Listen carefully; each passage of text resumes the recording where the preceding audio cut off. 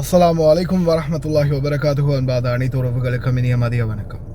இவ்வளவு நாளாக குவைத்து வீடு தான் பாதுகாப்பு அப்படின்னு நினச்சிருப்பீங்க. ஆனால் அதுதான் இனிமேல் ஆபத்து. முடிந்த வரைக்கும் வேகமாக வெளியேற பாருங்கள். வெளியேறாத வரைக்கும் நிலைமை மிக மோசம்.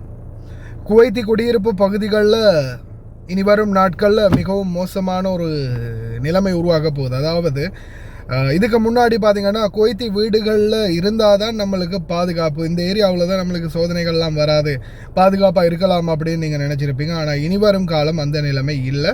என்ன காரணம்னு பார்த்தீங்கன்னா, குவைத்தி குடியிருப்பு பகுதிகளில் அதிரடியான தீவிர சோதனைகளை முன்னெடுக்க குவைத்துடைய முனிசிபாலிட்டி மற்றும் உள்துறை அமைச்சகம், மின்சார அமைச்சகம் முடிவெடுத்திருக்கிறாங்க.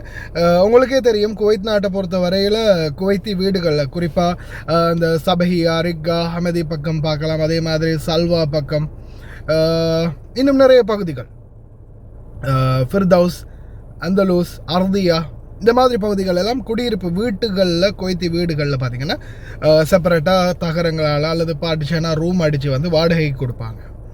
ஆனால் இது வந்து மிகப்பெரிய ஒரு மின் அழுத்தத்தை ஏற்படுத்துது அப்படின்றத தெளிவுபடுத்துகிறாங்க குவைத்துடைய மின்சார அமைச்சகம். அதே மாதிரி முனிசிபாலிட்டி பார்த்திங்கன்னா எந்த ஒரு அனுமதியும் இல்லாமல் இந்த மாதிரி வீடுகள் வாடகைக்கு ரூம்கள் வைக்கிறதால சில நேரங்களில் தீ விபத்துக்கள் கூட ஏற்படலாம், பாதுகாப்பு அச்சுறுத்தல்கள்.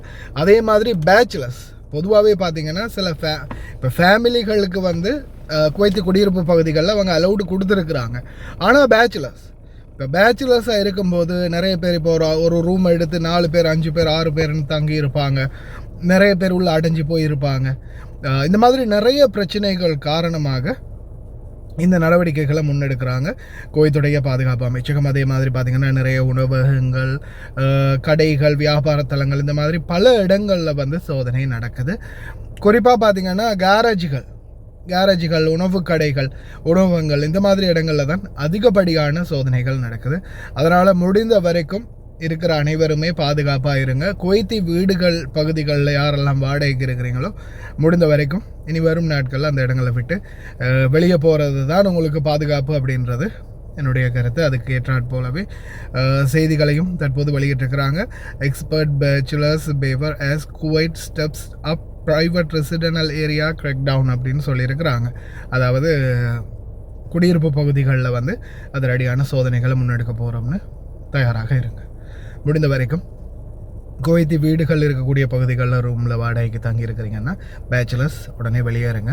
அப்பார்ட்மெண்ட்கள் இருக்கக்கூடிய அடுக்குமாடி கட்டிடங்கள் இருக்கக்கூடிய பகுதிகளுக்கு நீங்கள் நகர்றது தான் இப்போதைக்கு உங்களுக்கு சேஃப்டி இல்லையா. ஃபிங்கரை வச்சு நாடு கடத்திடுவாங்க அப்படின்றத ஞாபகத்தில் வச்சுக்கோங்க.